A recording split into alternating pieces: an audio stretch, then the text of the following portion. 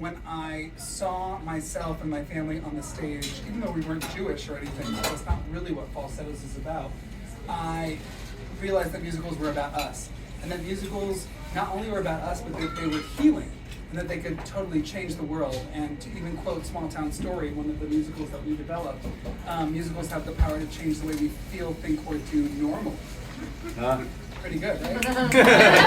So when I went to the Heart School, after feeling that way, there was a new musical that we did called I Married Wyatt Earp. And it was an all-female identifying musical about the Jewish wife of Wyatt Earp and the women of the American West. And I immediately heard about this musical and I said, this has got to be the worst idea for a musical. And I would never want to see this musical. So I went to see this musical, a little stoned, I'll be honest, and it wasn't just from that. But I was so blown away by the fact that I could see myself on stage in Josie Marcus Earp, who was Wyatt Earp's wife, and her adventure, her sense of purpose, and that musicals again were about us. So I thought, okay, 2003, this is really interesting. I want to know this world. So I met Sheila Ray, who's over here, and I thought, I got to know Sheila, and I was so excited that she was in the original production of Fiddler on the Roof, that she was in the original production of Applause, that she was best friends with Barry Manilow, that she had lived this really amazing life. That summer in 2003, I went to the New London Barn Playhouse, which is an incredible summer stock that gave birth to Casey Nicholaw, Stephen Schwartz, Scott Schwartz, Pam Myers. And while I was there, I met David Rigler, who was a set designer, and I was so excited about what a company could be and how a company could create theater. And they actually, not only was I an intern there, but I got to direct John and Jen, because nobody told me no. And John and Jen felt like a new musical. So I was a part of this company, but there were no new musicals, and I wanted to find that. So jump forward to 2007, I created a company with David Rigler and with Sheila Ray. David Rigler has since gone on without us, but we love him dearly.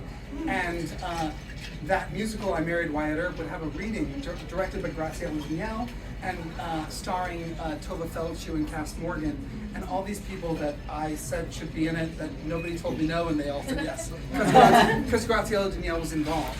And so it was just very exciting, and we went on to develop the company, and then we produced the show off-Broadway with Prospect Theater Company in 2011, and a lot of other amazing things happened. Then we discovered that we want to do musicals, that we want to tell culture-shifting stories, and that we want to lift up artists from underrepresented communities. But here we are, 16 years later, and not only did I get to see Lizard Boy, produced by our co-board president last night through Prospect Theater Company,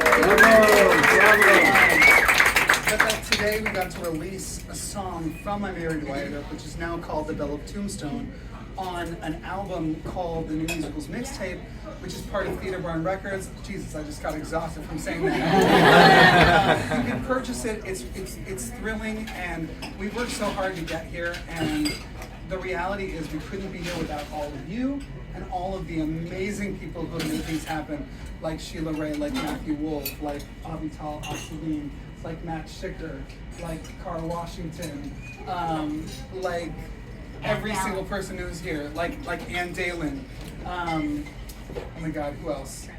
Like Kate Trammell, who is our incredible managing director. I want to applaud her.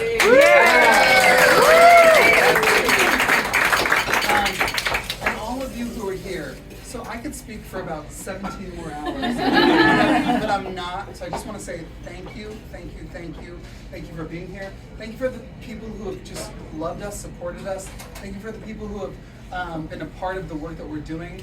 Thank you for the people who have given us so much money that we've needed in times when we didn't think we were going to get it. So I guess in conclusion here, I just want to play you the song that we released today. It's from this really amazing musical. It's performed by Deja Thomas, who's performing down the street in 6 right now. And I want to say that, I want to say this because I think it is important. Josie Marcus Earp, the character who's being portrayed in the song, is a white woman, a Jewish white woman, originally from Brooklyn, grew up in San Francisco, and has been portrayed by a white woman for many of the seductions that we presented. But Nasia is an incredible, beautiful black woman. And casting a show is the act of the imagination. And we all know that, but I just want to say it out loud so that energy can reach a lot of other people. This show is not about race at all, but we cast this amazing performer because she's amazing, and she will deliver. She has delivered an incredible performance that we're thrilled to have, and I'm excited to know her. I'm excited that Blair introduced us to her. I first saw her in the All Black Last 5 Years during the pandemic, and I think it's the best last 5 years I've ever seen. So we're thrilled to have her perform on the album. We're thrilled to have BIPOC representation on the album, and we're thrilled to tell this story that means so much to our 16-year history.